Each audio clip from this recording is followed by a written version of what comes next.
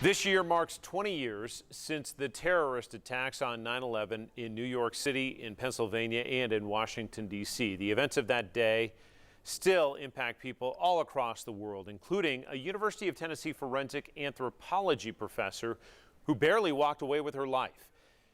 Anchor Leslie Ackerson shares her reflection some 2 decades later.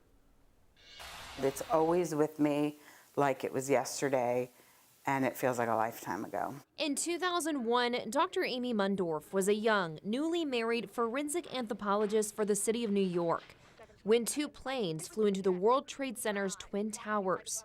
And when we got down there, we could see people coming out of the building. We could hear them landing, which was probably the worst sound in the world.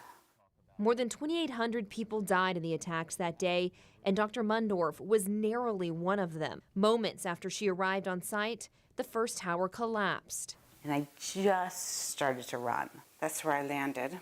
As a wave blew her into a wall, a memory of her husband teaching her avalanche training while hiking would save her life. And I could hear him in my head saying, "Protect your head and get an airspace."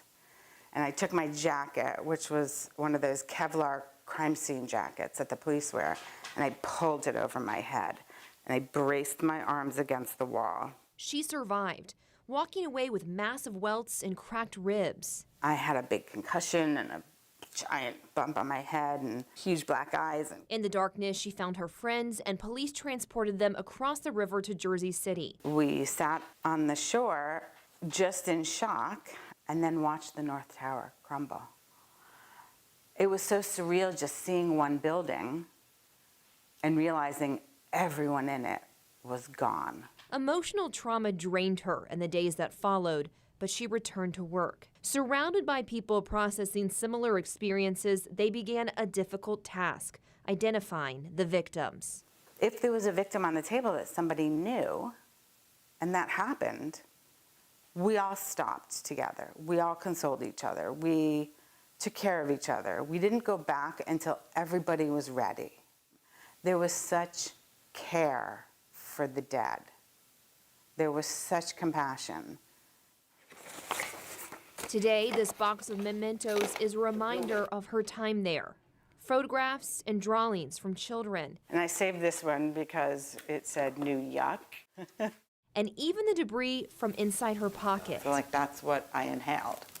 Like many others, Mundorff's time at Ground Zero left her with damaging health effects. The collapse was so powerful that it forced a lot of debris down people's throats. 20 years later, while she knows people will remember the sadness, she wants the resilience to be the story carried on.